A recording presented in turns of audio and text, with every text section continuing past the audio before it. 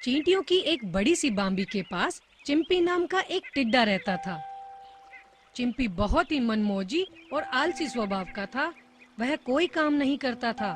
दिन भर उछलता कूदता और फिर धूप में आराम से सो जाता।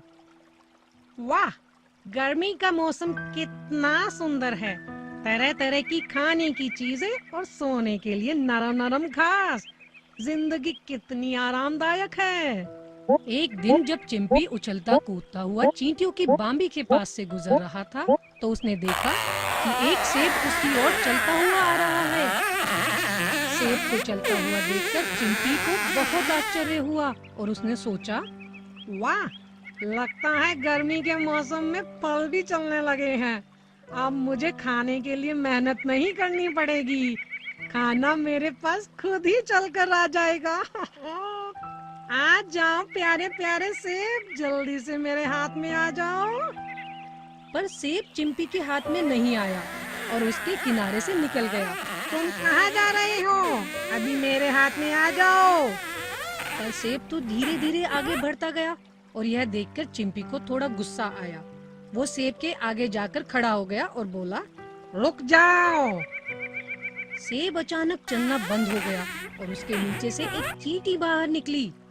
क्या हुआ चिंपी, तुम हमारा रास्ता क्यों रोक रहे हो? अरे चींटी बहन, तुम? मुझे तो लगा जंगल में फलों के पैर निकल आए हैं। तुम कितने आलसी हो चिंपी, हमेशा मेहनत ना करने के ही सपने देखते रहते हो। कभी तो कुछ काम किया करो। इतने सुंदर मौसम में काम करने की क्या जरूरत है? मैं तो वैसे भी अकेला हूँ। मुझे मेहनत करने की कोई आवश्यकता ही नहीं है। वैसे तुम ये सेब लेकर कहाँ जा रही हो? हम ये फल और खाना अपनी बाम्बी में रखने के लिए जा रहे हैं। तुम लोग इतनी मेहनत क्यों कर रही हो? आराम से इस खाने को खाओ और धूप में सो जाओ। हम ये खाना सर्दी के मौसम के लिए इकट्ठा कर रहे हैं। सर्दी के मौसम में फल और पत्ते सभी खत्म हो जाएंगे। अगर हम सर्दी के मौसम के लिए अभी से चीजें इकट्ठा नहीं करेंगे तो हम सर्दी के मौसम में भूखे ही मर जाएंगे। हाँ चिंपी, तुम्हें भी अभी से अपने लिए खाना इकट्ठा करना चाहिए, वरना जब सर्दी का मौसम आएगा तो तुम्हारे पास खाने के लिए कुछ नहीं होगा। चिंपी को चींटियों की यह बात पसंद नहीं आई। उसने उनका मजाक बनाते हुए कहा, तुम चींटियां कितनी बेवकूफ हो। इतने सुहाने मौसम का आनंद लेने के बजाय तुम खाना इकट्ठा कर रही हो। मुझे विश्वास है कि सर्दी के मौसम में भी खाने के लिए कुछ न कुछ जरूर मिलेगा। मैं तो चला पत्ते खाने। यह कहकर चिंपी वहाँ से चला गया। धीरे धीरे गर्मी का मौसम बीता और चिंपी अपना सारा समय सिर्फ हरी घास खाने और सोने में निकाल देता। खूब सारी हरी घास और फल खाकर चिंपी अब काफी मोटा हो गया था। फिर एक दिन आराम करते हुए उसने सोचा, वो चींटियां भी कितनी मूर्ख है। गर्मी का मौसम केवल खाना इकट्ठा करने में ही बर्बाद कर दिया। तभी उसकी नजर चींटियों की एक बहुत बड़ी लंबी कतार पर पड़ी। वह सभी पत्ते और लकड़ियां लेकर अपनी बाम्बी की तरफ जा रही थी। क्या तुम लोग लकड़ियां और पत्ते भी खाती हो? चिंपी ने चींटियों का मजाक बनाया। नहीं चिंपी, ये सामान हम सर्दी के मौसम में अपनी बाम्बी को गर्म रखने के लिए इकट्ठा कर रहे हैं।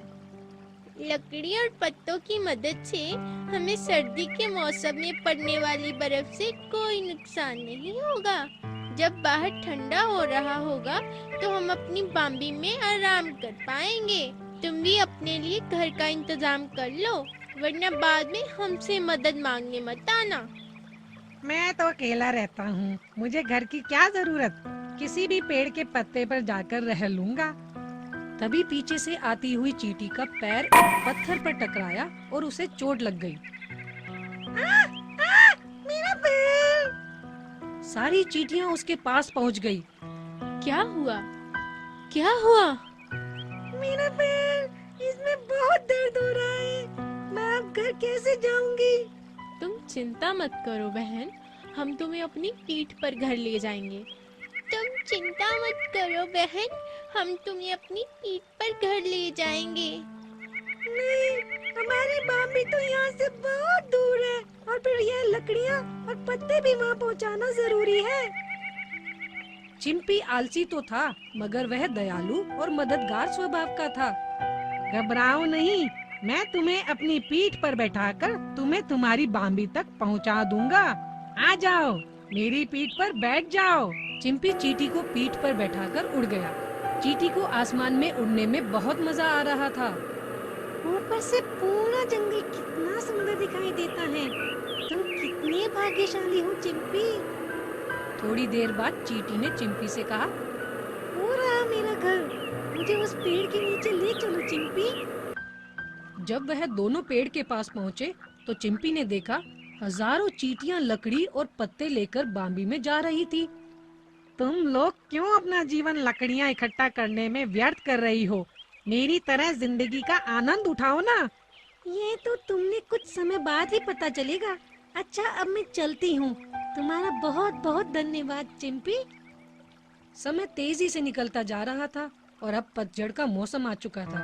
लगभग सारी हरी पत्तियां और फल सूख चुके थे, लेकिन चिंपी ने अभी भी अपनी आदत नहीं बदली।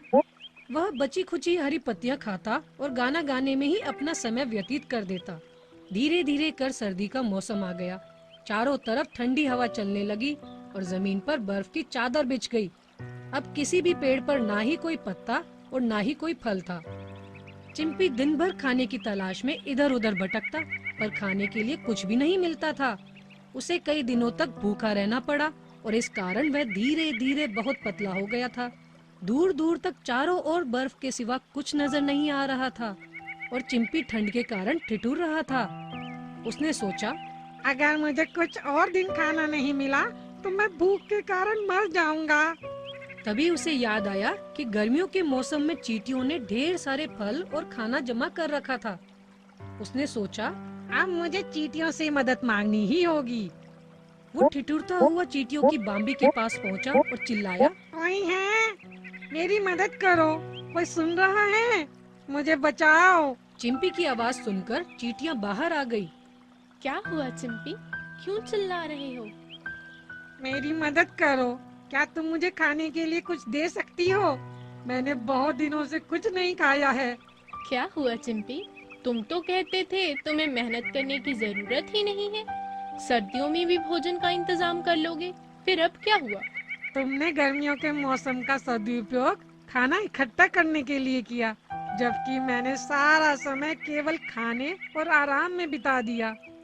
इसको खाना देने की कोई जरूरत नहीं है। जब हम खाना इकट्ठा कर रहे थे तो इसने हमारा मजाक बनाया। इसको सजा मिलनी चाहिए। नहीं नहीं, हमें इसकी मदद करनी चाहिए। जब मेरे पैर में चोट लगी थी और मैं चल नहीं सकती थी तो चिंपी ने ही मुझे पीठ पर बैठाकर यहाँ पहुँचाया था। यह सुनकर सभी चींटियाँ चिंपी की मदद करने के लिए तैयार हो गई। उन्होंने उसको खाने के लिए कुछ फल दिए और उसके लिए एक घर बनाया। दिनों में चिंपी फिर से स्वस्थ हो गया। वह अपने घर से बाहर आया और चींटियों का धन्यवाद किया।